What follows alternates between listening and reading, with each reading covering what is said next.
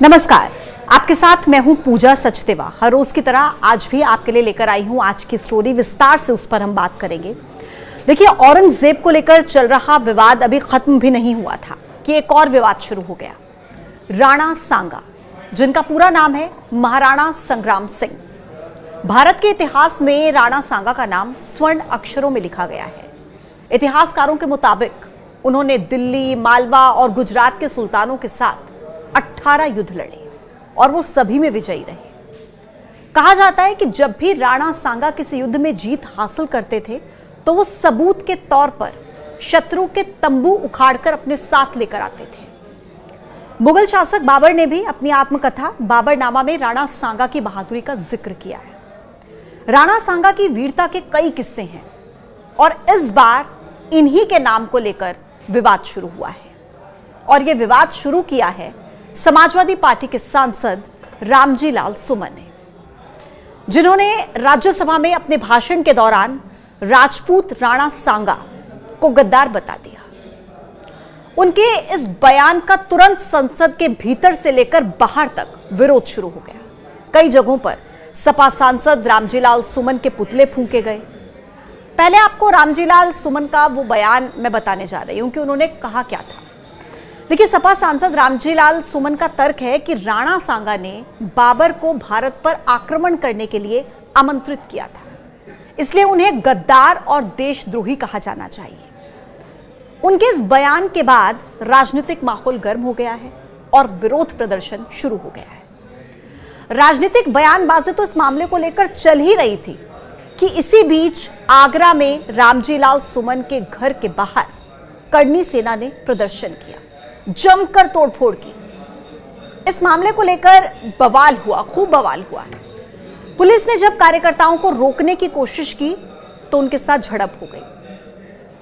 बताया जा रहा है कि करनी सेना के कुछ सदस्य बुलडोजर लेकर रामजी लाल सुमन के घर पहुंचे थे और पुलिस ने जब बुलडोजर को रोका तो कुछ कार्यकर्ता पीछे के गेट से अंदर पहुंच गए और वहीं पर दूसरी तरफ दिल्ली हाईवे पर करनी सेना ने जाम लगा दिया। जैसे ही पुलिस को सूचना मिली, पुलिस वहां पर भी पहुंची, लेकिन वहां भी काफी धक्का मुक्की हुई। बहुत मुश्किल से पुलिस ने स्थिति पर काबू पाया। फिलहाल आगरा में हालात अभी काबू में हैं, लेकिन समाजवादी पार्टी के सांसद के घर के बाहर सुरक्षा बढ़ा दी गई है ताकि दोबारा से ऐसी स्थिति न बन पाए। समाजवादी पार्टी के नेताओं ने इस हमले की जमकर निंदा की। अखिलेश यादव का तो यह कहना है कि रामजी लाल सुमन के घर अटैक इसलिए हुआ क्योंकि वो दलित है। हालांकि सपा सांसद ने अपने इस बयान पर सफाई भी दी। उनका कहना है कि मुझे दुख है कि मेरे इस वक्तव्य से कुछ लोगों की भावनाएं आहत हुई हैं, जबकि मेरा ऐसा कोई इरादा नहीं था। मुझे खेद है इसका। मैं सभी जाति, वर्गों, संप्रदायों का सम्मान करता हूं। और देखिए, इस पूरे मामले में सांसद रामजी लाल सुमन के बेटे ने कानून व्यवस्था पर सवाल खड़े किए।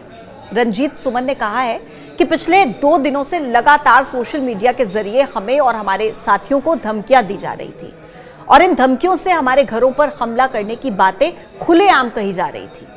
उपद्रवियों की भीड़ हमारे घरों तक आ गई और वहां पर हमला कर दिया। कई लोग इसमें गंभीर रूप से घायल हो गए। ये गंभीर चूक है, ऐसा उनका कहना है। उन्होंने ये भी कहा कि इस घटना ने आम नागरिकों की सुरक्षा को लेकर भी गंभीर सवाल खड़े कर दिए।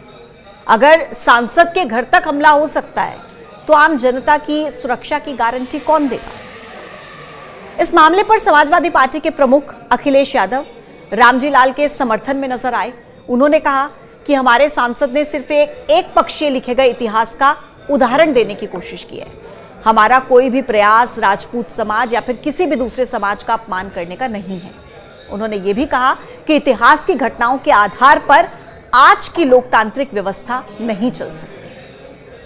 समाजवादी पार्टी मेवाड़ के राजा राणा सांगा की वीरता और राष्ट्रभक्ति पर कोई सवाल नहीं कर रही है, ऐसा कहना है अखिलेश यादव का।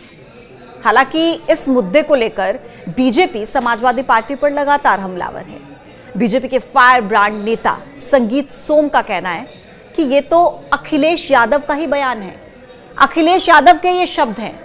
उन्होंने कहा कि राणा सांगा पर कोई टिप्पणी करेगा तो मुझे लगता है कि वो देश में पनप नहीं पाएगा। अखिलेश यादव मान लें कि उनका राजनीतिक करियर आज से खत्म है। तो कुल मिलाकर 21 मार्च से शुरू हुआ यह विवाद अभी तक जारी है। राणा सांगा विवाद ने भारत में इतिहास और राजनीति के बारे में एक बहस छेड़ दी है। कुछ लोग सुमन के इस बयान का समर्थन भी करते हैं, जबकि कुछ ऐसे भी लोग हैं जो इसकी आलोचना करते हैं। लेकिन यह विवाद ये जरूर दिखाता है कि इतिहास को अलग अलग तरीकों से समझा जा सकता है और राजनीतिक उद्देश्यों के लिए इसका अपने अपने हिसाब से इस्तेमाल किया जा सकता है। इस मुद्दे पर आप क्या सोचते हैं, कमेंट बॉक्स में जरूर बताइएगा। कल फिर से आपसे होगी मुलाकात एक नए मुद्दे के साथ। फिलहाल के लिए नमस्कार।